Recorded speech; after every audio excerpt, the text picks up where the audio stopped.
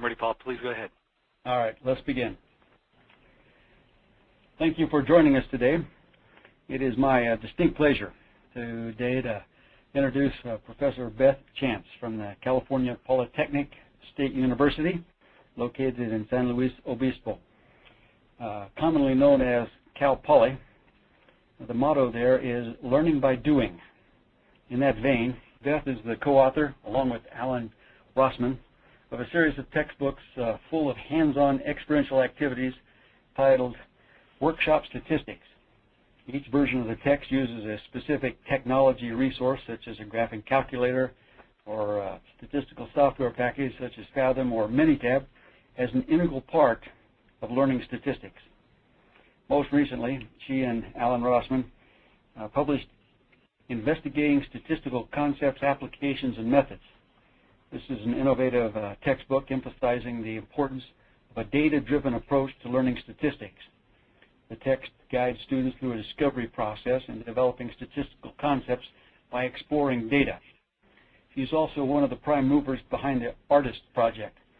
ARTIST is an acronym that stands for Assessment Resource Tools for Improving Statistical Thinking. As educators, we all know that assessment is fundamental to the teaching and learning process. Consequently, Beth is deeply interested in developing authentic assessment practices in statistics education. She's one of the leaders in this field. And that is our topic today, assessing statistical reasoning. So Beth, please help us better understand the role of assessment in effective teaching statistics. Ladies and gentlemen, as we go through, if you have questions, please raise your hand and bring up those questions, and Beth will be happy to respond to those questions and help us better understand what's going on in the assessment function inside of learning statistics. Beth, please. Well, thank you, Paul. Thank you for having me. Looks like we're going to be a small group, so definitely if you have any questions or you want to talk more or less about something along the way, just let me know.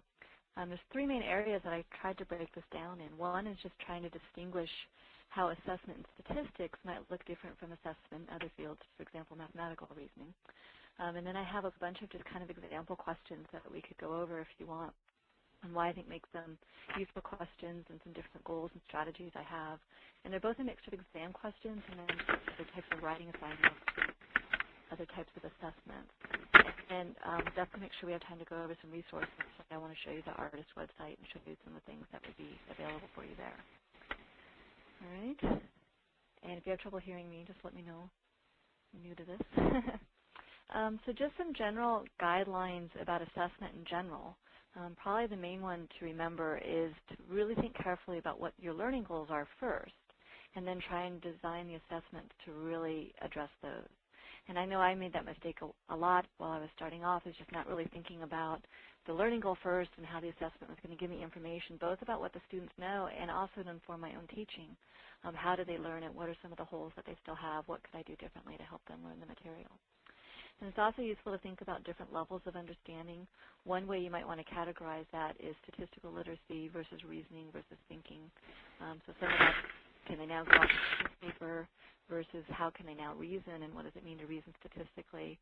And then maybe even a higher order skill about, giving them a novel problem, and can they apply a statistical way of thinking to answer that problem? Or another way to think about it is, a lot of exams in particular might focus on, can they repeat back to me or recall some specific information? But I might also want to look at, can they interpret information? Can they apply what they know to new situations? And can they apply what they know to something they haven't really seen before and kind of combine those skills into something brand new? And also keep in mind trying to make this a very iterative process, that even assessment tasks you give the students, hopefully they'll learn from that one before they do the next task.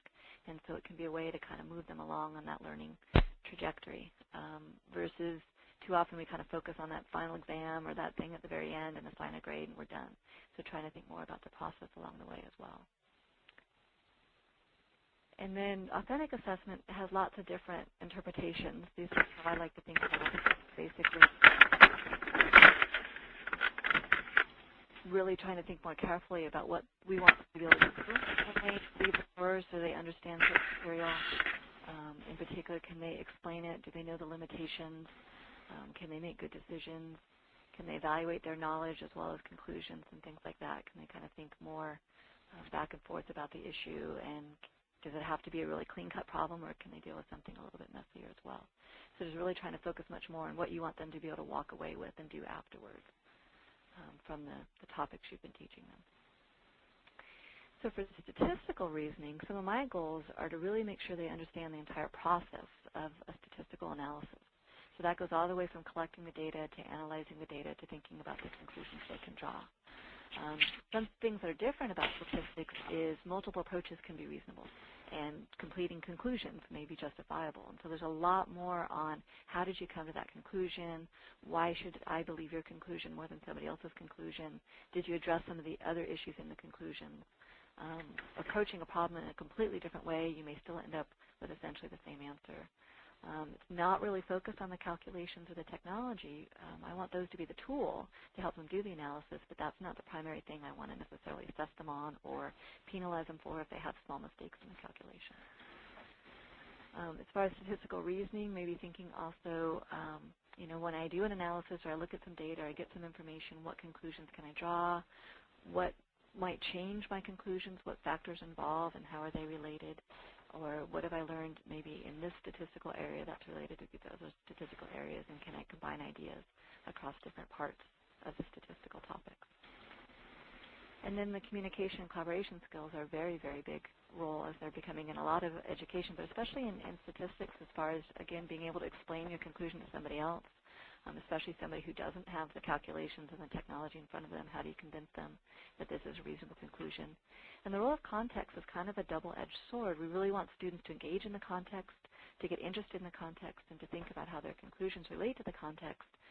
But they also need to know kind of when to ignore the context or when to simplify it and kind of focus on the basic nuts and bolts, and then always, again, relating the conclusion back to the context. And the same calculations can lead to very different conclusions depending on the context and the setting. So these are things that I kind of think about when I'm designing an assessment and thinking about whether it's going to tell me about their statistical knowledge and their statistical reasoning. Another distinction to think about is whether the students learning the statistics are going to be consumers of statistics versus producers. And I think more and more, especially at the lower grade levels, we're not necessarily expecting them to go out and do statistics and be statistical analysis. But yeah, anytime they want to vote or read the newspaper or something, they need to know something about statistics and evaluating information, making sense of information. And statistics is a little bit problematic, if I can, because it kind of grew from these different fields, and the terminology just kind of got pieced together. And so there's a lot of statistical terms that have very specific meanings, like confidence, statistical significance, expectation, normal, random, that have very different meanings than what the students would use outside of the classroom. And so just trying to get them comfortable with that technology and knowing what the technical meanings are enough to kind of know when appropriate words are being used or not. So an example of a test item I may have seen in the past is here's some numbers, find the mean, median, mode, and find a confidence interval. So I think this might sound familiar to some types of statistical items. Another one is here's a bag containing 100 balls. Take one ball out. What's the probability of certain characteristics on the numbers of the ball? So I don't want to say these are horrible questions. They definitely have some pluses to them. It's very consistent to score them. You can score them very quickly. You can score the student answering it, the 80th student the same way as you scored the first student. The students feel comfortable. They kind of feel that it's an objective measure of their knowledge. They're probably expecting those types of questions. That wouldn't be a big surprise to them. It's not going to be 2 times. But one big question is, does it match what you've gone over in the course and what you feel is important for them to be learning as they lead? That kind of leads me to the minuses. But I think both those questions focus too much on the calculation. The calculations are important, but I don't want that to be such a primary focus of what I'm assessing them on. Whether they get it right or wrong, I really have no idea how they got that answer, what their reasoning was, what their intuition was, where they're going wrong, and how I might be able to fix it. There's just not a lot of kind of feedback to me or feedback to the student as they work through the problem. Lack of a meaningful context. I kind of said how we want everything in statistics to revolve around context, but then these are very contextless problems. They don't really engage the students in the calculations or the analysis either. And then I wonder sometimes if they're too predictable, that sometimes we get students so comfortable with saying, well, how do I do this? Well, let's see, I'm in Chapter 8, so I must be applying the Chapter 8 techniques, and so trying to get them to think kind of beyond where the problem came from as well. And that if you want to tell students it's important to be able to communicate and to reason, but then you only ask them these kinds of questions, what are they going to pay attention to? They're going to pay attention to these kinds of questions. And that's going to be the primary way that you convey to them what you feel is important in the course. So if that's what you feel is most important in the course, then that's the kind of question you'd use. But if you agree with me on some of the other goals, then these questions are limited in the amount of information they can give you. Beth, can I ask you a question? Please. Just to clarify, to see if I'm understanding. When you say a lack of a meaningful context, to me, those questions, I agree with that. Those questions seem rather abstract because here's a bag of 100 marbles is simply not within the experience of the students. They've never been handed a bag of 100 marbles. And probably never will be. And probably never will be, right. Yeah. Yeah. So, yeah, partly why do they care what the answer is? Yeah, exactly. Or this one is nothing about where the numbers come from, or why I'd want to know these things, or why they're important. Right. So kind of both just it's mechanical and it's just not related to their realm of experience. Both those things, and also not related to any kind of, I've been focusing a lot more recently on like a scientific question of interest. Right. So I'd much rather, even if it's a context they're not familiar with, it's still something that they can see why the study was being done, why the analysis is important. Type thing. Yeah, they have to have some personal way of relating to it, correct? Yeah, yeah. Or just a reason why you want to do the calculations or do the analysis, yeah. Right. Here's that question with the list of numbers. It could be, you could put it in the context of, here are the number of text messages you've received over the last 6 days or something.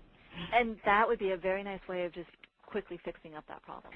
Yeah. And then you do need to be careful that, I think the example you said is a very good one. It does seem to fit the numbers. Too often we just kind of throw something in there, we pretend they came from this distribution without really thinking about whether the numbers make sense in that distribution. Right, right. Thank you. Any other questions before I go on? All right. So I was going to try and talk about some strategies. I think we've kind of said one of the first ones there, that I don't want it to be all calculation-oriented, that there should be a purpose to the problem. And also, again, a kind of a statistical issue is you usually don't get, integer answers when you're done. Not all your numbers are going to come to you cleanly, integers. Not everything's going to work out nicely because we're not doing calculations by hand anymore. We don't need to worry about the calculation details. And we also don't want to pretend that all data that's collected is perfectly collected. And so we want to deal with the messiness and think about those issues as well. And then I kind of talked about, wanting to know more about what's in the student's head, and being able to evaluate their response, not only on the correctness of their response, but also did they use good reasoning. So two different students may get essentially the right answer, but if one's explained more carefully or the reasoning is in more detail or more sound, I might want to give that student more credit than somebody who just kind of gives me an answer and doesn't really explain it. Or I want to know enough because you can get the right answer for the wrong reasons. I really want to know more about how they're getting the answers and what they're using as evidence. Is there a difference here? Yeah, but are you just looking at two numbers, or are you thinking in a deeper context about, what's the important evidence to be looking at and making that decision? So there are some kind of bad news to making those types of changes. It does make it harder on the instructor in evaluating student responses. You do need to be much more flexible that, again, students who came at it at very different angles, who sound like they have very different answers, could both be reasonable. And two students are getting the right answer. One you might want to say is a more complete answer than another one. So you do need to be flexible. You need to give them opportunities to explain things, and so then you need to read through that very carefully. And as I was saying, the language can be very difficult, and so you need to read very carefully and try and think about what they really mean if they're not using the language appropriately, as well as, well, maybe they just threw in every word they knew and didn't really know what they were talking about. It can also take time to convince students that grading them on their process, on their presentation, is legal and that it's appropriate and it's important. They're used to, doing their calculations, boxing their answer, checking it in the back of the book, and moving on. And so these types of questions will look very different, and it can be very hard for them to get used to having to perform in a different way, having to give a lot more detail, having to say where their answers are coming from, having to justify their answer, especially something that they want to say it's obvious, really forcing them to get the details of their thinking. I spent a lot of time looking for good data sets, finding context that I think will appeal to the students while also having good statistical issues to focus on. And then just trying to really think about how the assessment's going to inform both me and the students in that kind of iterative fashion that I mentioned earlier. So let me try and go through a few examples. I know you probably didn't get a chance to look through these, so holler if I start going through them too quickly. But I just want to kind of highlight how they're different from those other questions and how you can convert questions into what might be better. I'll start with exam questions first. So this I'm just giving not the most genuine context, but hopefully one they can relate to. It's a placement test or something like that, and they're given a mean and a standard deviation. So right away, I'm not asking them to calculate these things. I'm much more focused on their ability to explain what they're measuring, and can they put it in their own words, and can they and you can kind of do it a couple different ways. You can choose whether you want them to use very technical language, or a lot of times we say, explain it to a friend of yours or to your grandmother or something like that, and put it in much more everyday language. And so I'm much more interested that they can kind of explain what that is, or that they can judge standard deviations between different data sets. And I would probably never ask them to calculate standard deviation by hand, given a data set. Using the same context, now it's talking about, an outlier and how that might affect the mean and the standard deviation. So again, not having them do the calculations, but thinking about how the calculations are affected by properties of the data set. And then not only, students can kind of memorize, big outliers increase the mean, but can they kind of say why? And can they explain why it's having that effect? This is the same context, and so again, they're going to talk about a confidence interval, but again, I'm not really focusing on their ability to calculate the confidence interval, but if that's an idea I want them to understand, if you're given a confidence interval, can you draw legitimate conclusions based on it? And again, thinking about what a confidence interval is for, and if I'm trying to make comparisons to a number like 81.7, how do I do that in the context of this confidence interval? So very different than when it just said calculate these numbers. It's much more focused on the interpretation and why I would want to know these numbers. So kind of in a similar vein here, we've done a lot of the analysis for them in terms of constructing a graph. So I might be not as focused on can students, order their stems and things like that and make some of those decisions. Technology can do a lot of that for them, but then how do they describe it to somebody? Do they know the relationship between the mean and median? So again, not calculating them, but knowing how they're related and knowing, some limitations to these numerical summaries that they've been taught. So it's not algorithmic. It's going to take a lot longer for me to grade it than just asking them to calculate it and checking those numbers. But to me, it's different types of knowledge that I'm getting at from the students and, their ability to explain that knowledge. So if I get too repetitive, you can yell at me as well. This is not one that has a good context, I'll fully admit that. But again, a correlation coefficient is something that we used to make them calculate in spades by hand. Nowadays, I'm less interested in that they can do the calculation and more can they think about what it's measuring. What does it mean to say you have a negative correlation? Just given very simple data sets, can you think about, the X is increasing every time, so can I look for the one where the Y is decreasing along with it or something like that? So not the most meaningful context, but a different way of thinking about what used to be a very number crunchy type question. Would you also ask them here, Beth, how they arrived at that conclusion? Probably, yes, yeah. And we'll talk a little bit more about, the role of multiple choice and how you can combine that with explanations as well, if you want to. Also looking for ways to save yourself some time and some grading trouble. This is one where I probably did have them calculate the confidence interval once, but then ask them how would it change if some of these other factors that may or may not go into the calculation of a confidence interval. So I know this is getting kind of technical terms, but what's the role of the sample size with the confidence interval, and how do I make the confidence in my estimate more precise? How do I get more confident in my estimate? And this one's a little bit more kind of testing their understanding of the terminology, but also part 3 here is a very common misconception that students think the precision in your estimate of your sample is directly tied to how big the population is, and that's actually not so true, and so we've talked about that in class, and I really want to pinpoint a question on that misconception to see if they know kind of what is important in the confidence interval, when does the population size matter, and when doesn't it. This one is talking about kind of a national result. 55% are from gunshot wounds. I'm going to take a sample in a community. I'm going to find 66% are like this. What kind of conclusions would you draw? So again, very open-ended. And this is one that I would maybe grade a little bit differently. I'm much more interested in what types of, here's what I kind of say, what do they use as evidence? Do they only look at that 66 versus 55? Do they think about sample size at all? Do they realize I can't make any kind of conclusion until I know about sample size? Do they worry about how the sample was taken? Was it really a representative sample?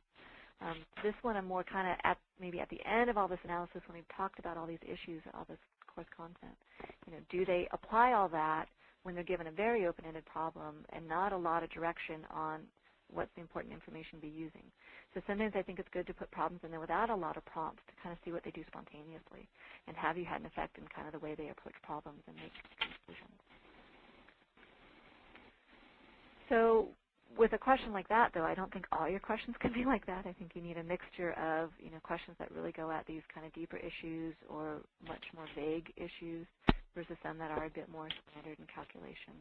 If you are going to ask some of these kind of broader questions, it's very important to give students lots of advanced preparation. So similar to practice ahead of time. If you're going to be grading them on communication, things like that, it's important to show them some grading rubrics, some examples of different types of students' responses to get them kind of clued in that, well, they both said 17. Why did this one get more points when they were giving the same answer? And that you do want to consider different types of questions. So I think there is a role for multiple choice, but then there's roles for other things that you can do that are a bit more creative that have some of the advantages of multiple choice, that they're not completely open-ended, but also might pinpoint more on the student's statistical reasoning. So a few more examples. One question, kind of where do I get my exam questions? Usually I just look for multiple choice, like that might come with a textbook or something like that. And usually what I do is I'll just take away the options and make it a free response type question. But at least the ones that the textbook's given are usually a much more meaningful, at least realistic context. But some other things I could do if I do want to keep some of it as multiple choice is give them the options, but then also require them to explain, as Paul was just saying, why they picked the answer that they did. One thing that I've had a lot of good luck with is saying which one's true, because usually they know the longest one's probably the true one, but then can you tell me why one of the ones that's false is actually false? So that requires a different way of thinking about it, and again, a type of critiquing on the answer. And then I'll show you an example where you give them options, and then you also give them multiple choice options for the reasoning. So that's a way to get at some of the reasoning in a kind of quicker way as well.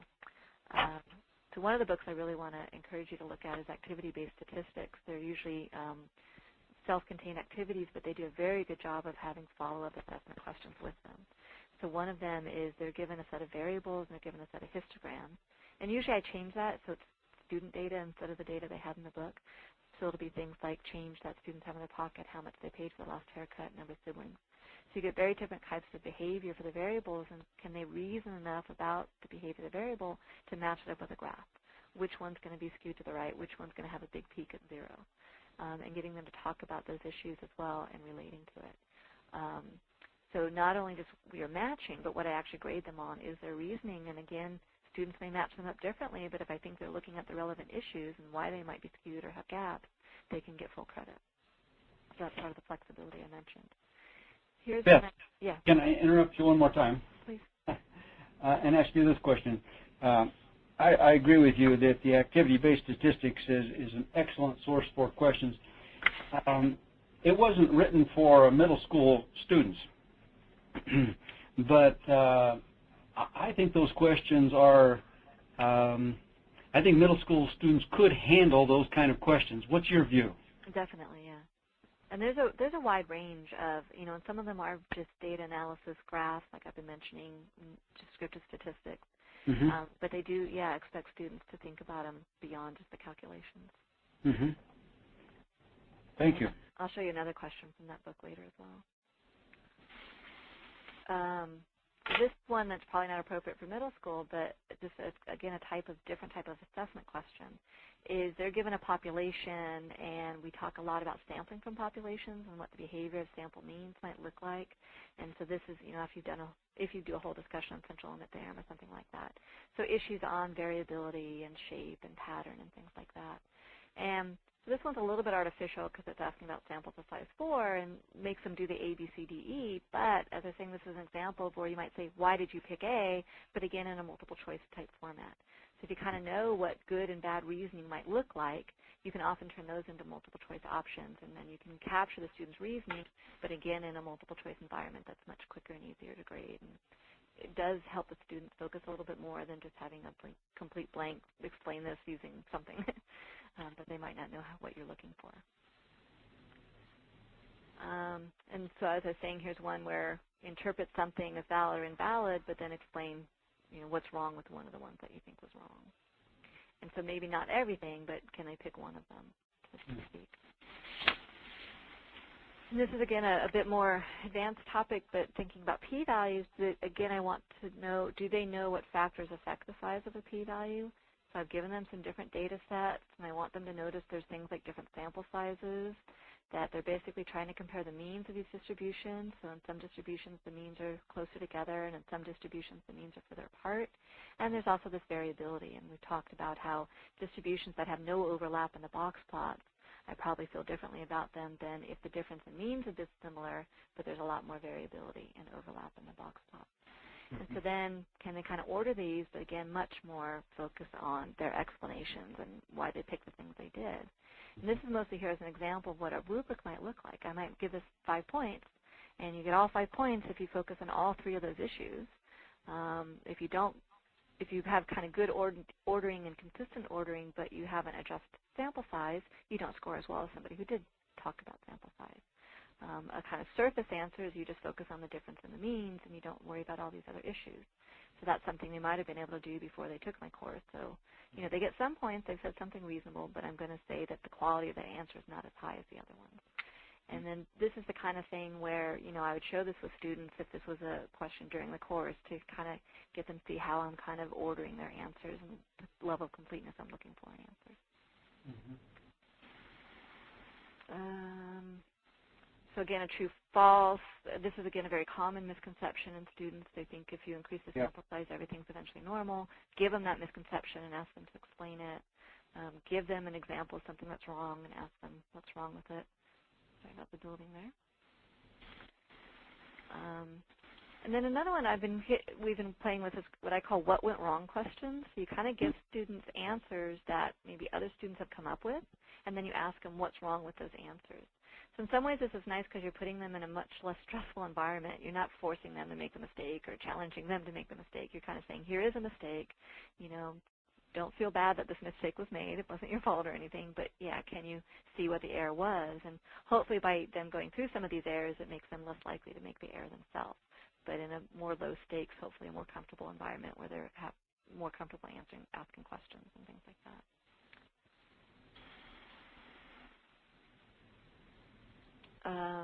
Again, so calculating mean and median, what I will also call these work backward questions. Can you come up with values that have these properties? So if I said it's too easy for them to remember that, when there's a big outlier, the mean's bigger. Well, can you kind of use that backwards? Can you construct a data set where, maybe everything's the same, but you have this one big outlier? So if you really understand the idea, that's a very easy question. But if you don't really have a good understanding of the relationship and what's affecting them, it's more challenging to students. Here's another one that I got out of a paper where they're just kind of given some Minitab output and kind of some indication, this is Minitab junk here, on what generated that output. So this is supposed to be a z-test where they kind of knew a standard deviation, and this is kind of saying I want to look in one direction, not the other. But the point is kind of give them the answer, and can they work backwards and think about, well, what type of question led to that answer? And so just another way of thinking about it, and do they understand how everything's related so they can go both directions easily? So those are kind of things I might use on exam questions. Another big area is just asking them to do a lot of writing. Partly it's really important to get them to put things in their own words. We talked a little bit about their vocabulary. Actually, the word variable is one that it took me 10 years, but I've now decided that's one of the hardest words for them to really understand what we mean. And so just really getting them to kind of put it in language that they understand to internalize what they're learning here. And then it really does give me tremendous insight in whether they really understand what they're saying or not. And students like to say, I understand it, but I can't explain it. And so I try to explain to them, if you can't explain it, you probably don't understand it quite as well as somebody who can. And that's hard for students because they don't want to admit they don't understand something. And so it's really important to kind of ease them into these things and make it comfortable to them. And so this is another one from Activities-Based Statistics where they've done this activity, a very good one, where you toss a coin and you look at runs, say, heads. So most students think that it's going to go heads, tails, or heads, tails, tails. And they won't have very long runs of heads. But if you actually do the experiment, you can see that runs of heads of like 7 are not all that surprising. And so it's a way to kind of get them to think about randomness and patterns in data and to not think that regularity has to occur in the short run. And so it's a very nice activity. And students think it's great. They have fun. They toss coins. They're surprised. Okay, how do I decide if they actually learned from that versus we just, wasted 15 minutes in class? So then here's kind of a follow-up question where a student in class wants to say, look, he just picked on several black students in a row. There must be some kind of bias here.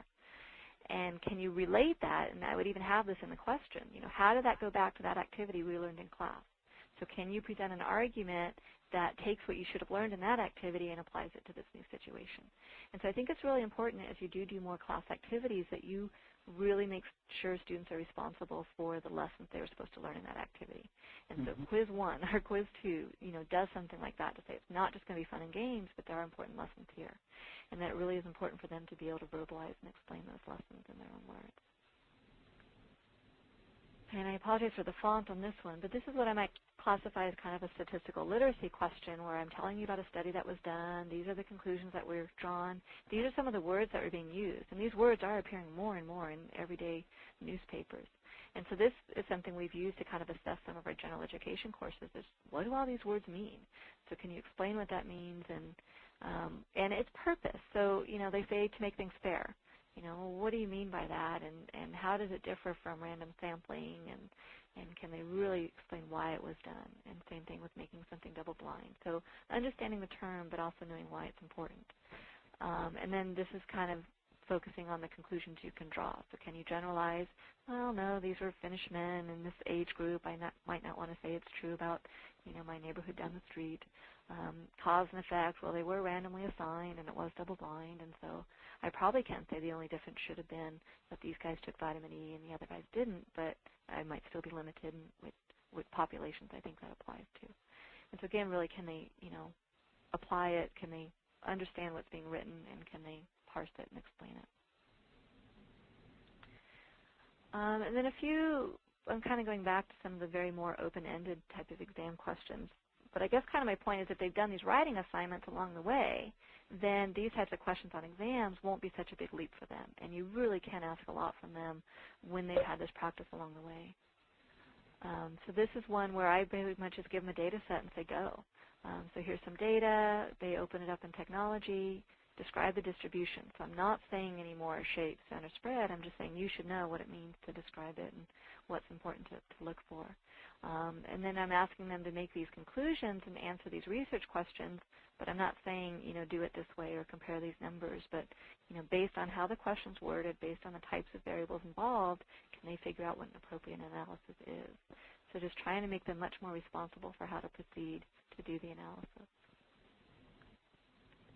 And then what I kind of said, demonstrate that, so demonstrate to me that you understand this idea. So make up an example where you have to do all these things, you have to think about these issues, this language. So again, it makes it related to something in their own world. It's usually very nice because they're usually very creative and think of fun things to talk about, but then, yeah, can they really think about statistic and sample versus population and how we make these conclusions? Beth, would that be a final exam question? Yeah. The one you just showed? Yeah, definitely. Looks like an excellent final exam just by itself. But yeah, they really have to pull things together from a lot of different places in the course. Right. And something I might do not as an exam question, but this is more of a writing assignment again, where we collect a lot of data ourselves. We do taste tests. We grocery shopping, or each student gets an item and they have to find the price at 2 different stores, and then they have to carry out a full analysis. And so what I used to call this full lab report, where they give an introduction and they kind of say, why was the research question of interest, what did you expect would be there, data collection, and spend a lot of time saying you can't put enough detail in here. It's really important that you really document how you collected the data, and not necessarily that things went wrong. That's not necessarily bad, as long as you document what happened and what the consequences might be. So if you can't get a perfect random sample, that's fine, as long as you admit to it and think about the limitations. And then we do some analysis, and then the conclusions, again, are not for me, the teacher, but they're for the store manager, again, for somebody who doesn't want all the statistical jargon.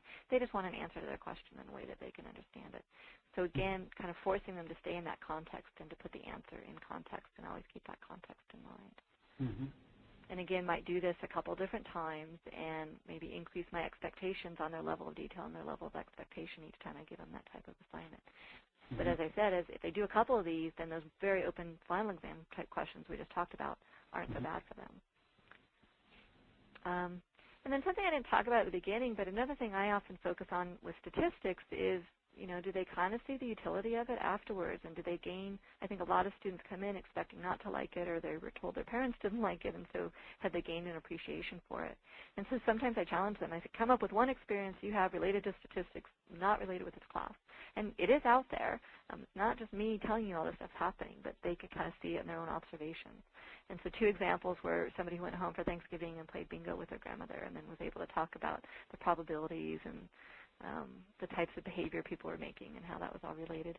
Somebody went to a talk by R.J. Reynolds, who's the grandson of one of the original tobacco people, and is now talking against tobacco very strongly, but the student came back and said, there was no data. This argument could have been much more convincing if they'd include some data or given much more convincing information. And so I annoy them because they say, oh, I can't watch TV now or commercials, without always questioning everything. But I think it's important to point out to them that you are seeing these things and wanting to be able to make sense of them.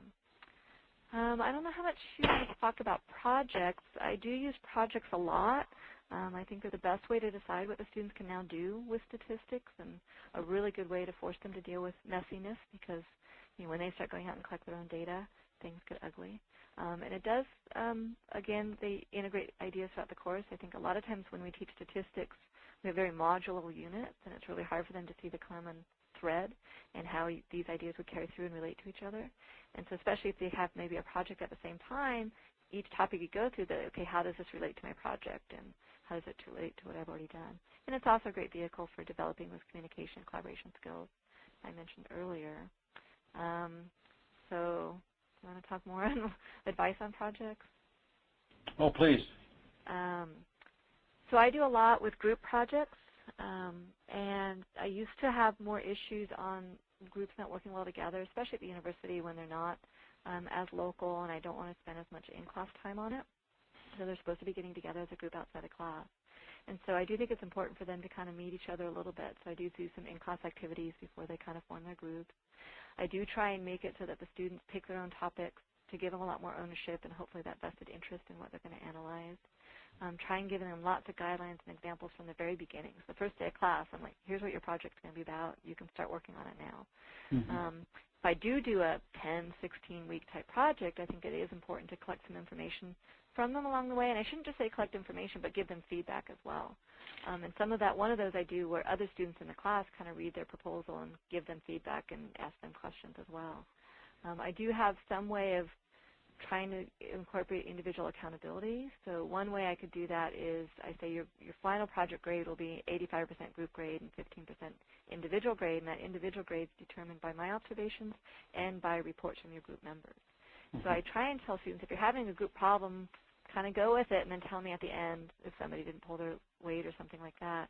And 18-15 actually doesn't make a big difference, but I found it's kind of enough of a threat that, they're responsible and their students in their group are going to be reporting about them.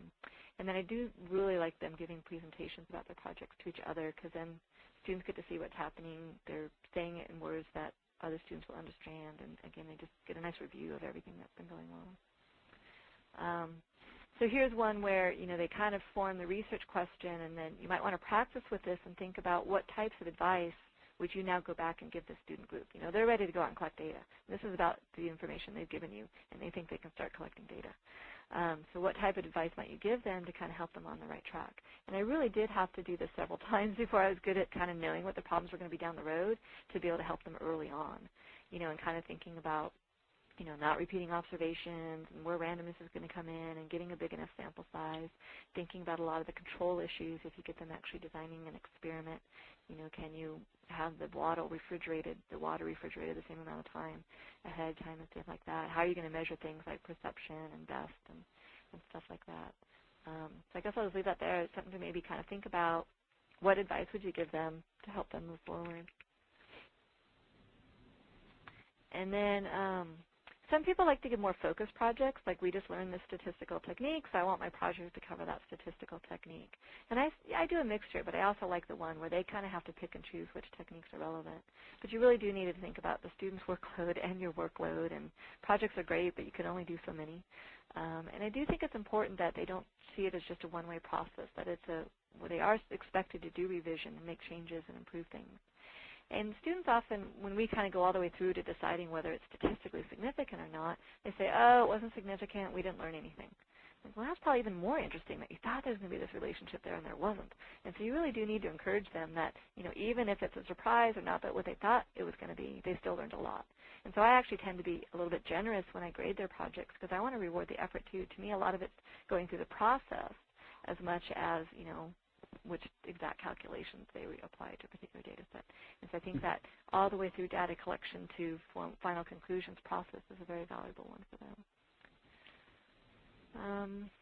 So cautions in designing assessments, if you're going to try and ask different types of questions or different types of assessment assignments, don't try everything at once. Again, it can just overload you and the students.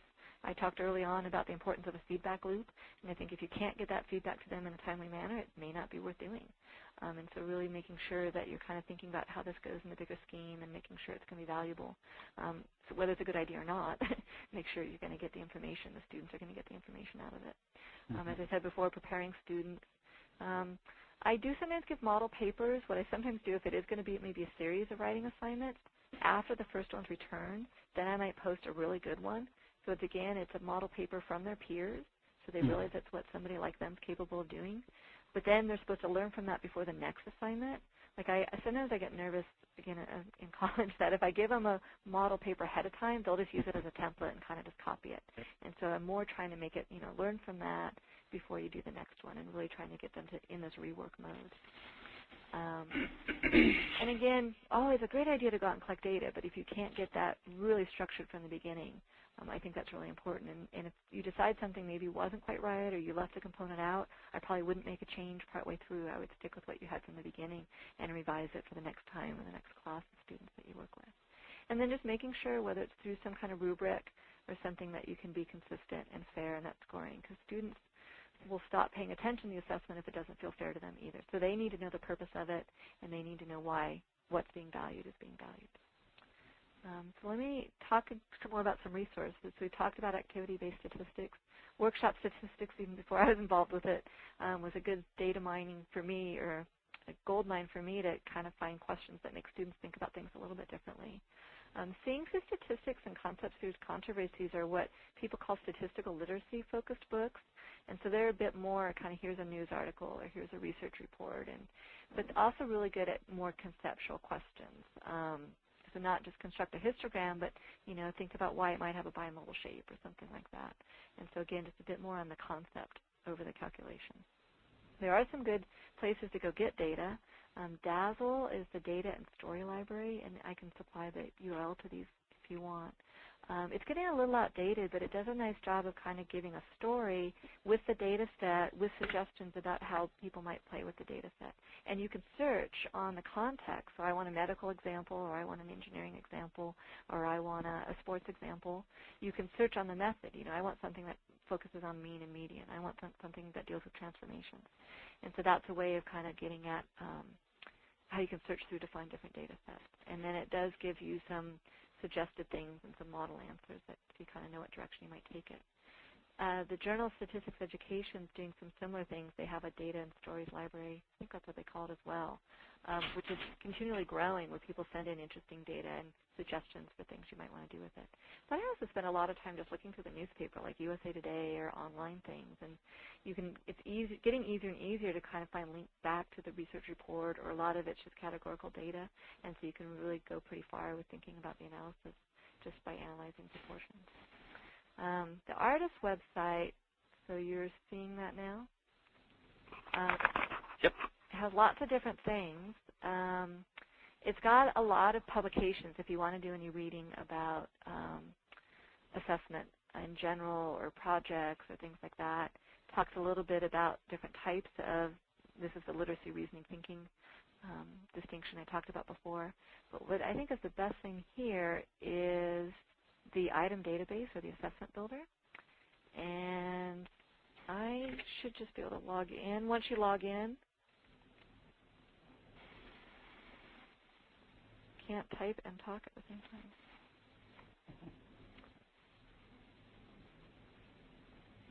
I bet I don't remember my password. Oh, I do. So create a new tab.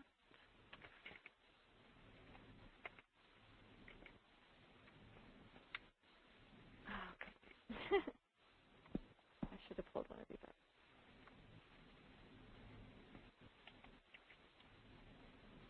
All right. So you have all these topics.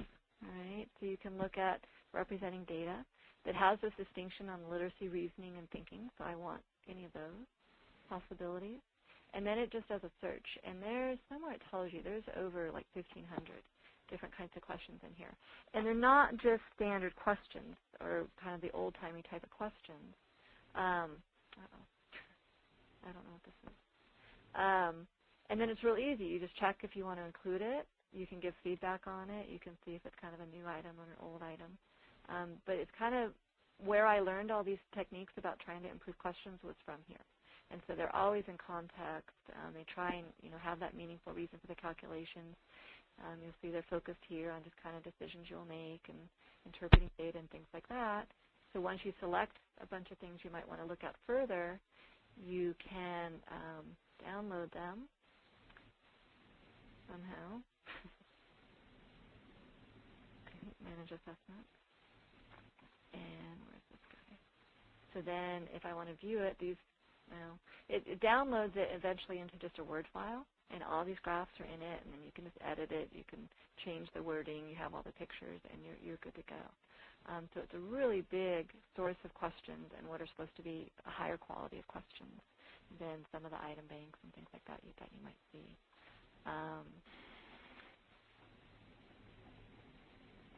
There's some you can kind of choose if you only want ones that aren't multiple choice versus open-ended. That's kind of the performance. These might be more kind of projects and things like that.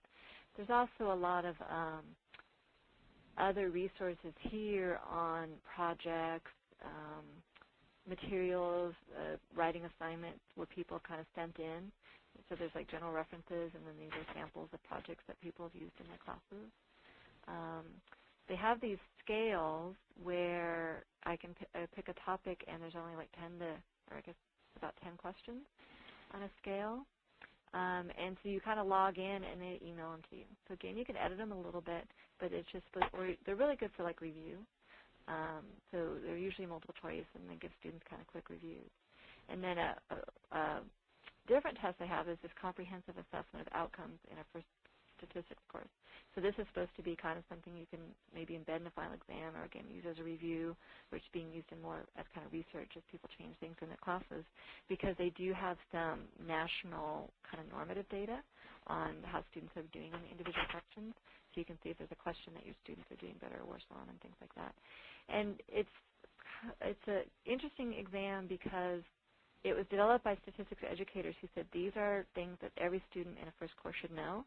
And students do not do very well on this. Students get maybe 50% on. Some are very low and some are very high. So for me, I learned that my college students, they kind of know scatter plots. So maybe I don't need to talk about scatter plots as much. But then as we kind of talked about before, students think everything's supposed to be normal. They give them some data sets, and they kind of pick the right histogram. And students always pick the normal one no matter what is being graphed. So things like that will kind of surprise you and maybe think about, students might be making the wrong connections from one. So it really does kind of shine a spotlight on what they're learning from the course and what they're taking home from it. So these are pretty well secure, and they're very easy to download. And once you're done, students can take it online or they can take it offline. If they do it online, then they just email you reports on how students did on the question and how students did overall. So that's kind of an overview of what's here at ARDIS. And then the other resources, I assume you're pretty familiar with CAUSEWeb. Kind of an assessment-related thing is they're doing more and more with people kind of sending in activities that are getting peer-reviewed. So they're not just anybody's activity, but there's peer review, there's suggestions for how to use it, and follow-up assessments. And then if you're interested, there's also some other references I could send on that kind of have this discussion about how mathematical thinking and statistical thinking differ and how that affects what we do in the course as well as how we assess our students. All right, so I feel like that was a mile a minute. I do have a little summary here. If you take one thing away from all this, assess what you got. That's what students will pay attention to, and so just really make sure that that's well aligned. And also giving students kind of these unprompted situations to see what they spontaneously use.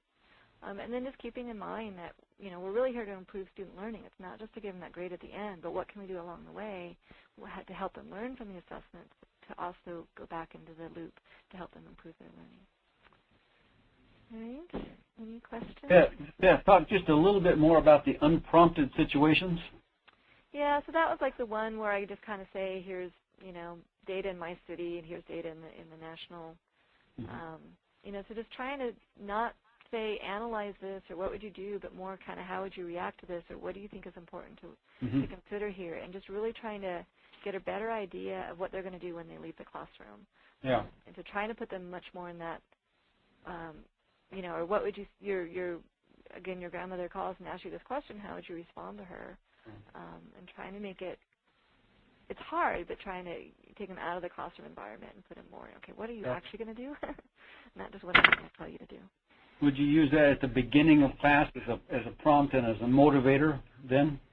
Perhaps, or one thing you might do is use the same question at the beginning and the end and show them how far they've come and how much their answers change and how they're much more able to critically evaluate quantitative information. Yes, that's excellent. One more question. Back on the lab reports that you were using, that four-step outline I think is excellent. Especially again at the level of the students we're talking about in the middle school, but even if you expand it to K to 12, in the area for summary of results, how much of that, usually for your students, is descriptive in nature? How much is going to be involving more of an implicit test of hypothesis rather than an explicit p-value type test? How much would be graphical? What would be your expectation? I would probably give this at a couple of different times, and I would raise my expectations along the way. So the very first time probably is, just compare these graphs and what would you say from them. And by the end of the course, they're doing a full p-value analysis. Right. But one thing I really do emphasize, and something they learn when they get the first one back, is how I break down the points. Is of, say, 50 points, 5 of it's just on presentation. And so getting them to make the graph near the answer where they're talking about the graph. And then maybe 20 of it's just kind of number crunchy, producing the graphs and kind of getting the output. And then 25 points would be on interpretation. And so anytime you can give them models where the calculations kind of weighted equally to the interpretation, I think that sends a pretty important message. So it may not really depend how much calculation you're making them do, but making sure that they're putting it in words as well. And of all of the assessment techniques that you use, what would you say the percentage is that are entirely writing in their response? How much is all, here's a paragraph, here's a sentence, but it's words, not, again, as you were describing, numbers with a series of computations with a box around the final number? Before you said that last sentence, I was going to say 100%, but that's probably a little bit of a lie. So there will be some where the calculation's the focus, get the confidence interval. Right. That's always followed with interpretation afterwards. Yeah. So I was originally going to say, everything's writing. I don't give multiple choice exams, but I probably wouldn't recommend that I've been trying to find these better ways of asking questions where I'm not reading quite so much of their writing. So I might do more of the writing kind of in between as preparation for the exam. And they do kind of traditional homework problems as well, but again, trying to make those a bit more on the interpretation. And with some students, it's a little bit hard. I try and turn as much over it to the technology as I can, but if they're not comfortable with the technology either, so that's not always the saving grace for them that I want it to be. It can be very frustrating. Yeah. So it is a delicate balance, and so you're trying to encourage them along the way, and so that's why I might switch more to the analysis has been done. What can we say about it? Well, I'm firmly in that same camp. I'm a practitioner of writing for assessment and writing for learning, and that those two processes are happening at the same time, actually. You're learning by writing, and you're being assessed in that writing. Yeah. In your experience, how much difficulty have you had with also convincing them that using correct grammar and spelling and such things are also part of the process? Well, I get what I probably do now for my own sanity is I correct stuff, but I don't always penalize it for them, unless I do have something like some percentage to presentation, like on a final project report. There's more like 10% on just how well put together it is, and that includes the typos and the word processing and everything. Right. So they get annoyed because they don't want this to be an English class, they want it to be a math class, but they learn pretty quickly that they at least have to write.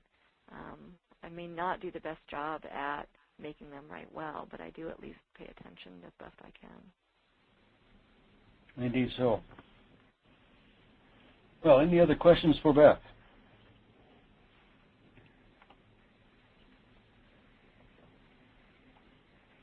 Beth, thank you for a very enlightening presentation today. That was quite enjoyable and insightful. But we'll look forward to trying to implement some of these things and seeing what the results can be.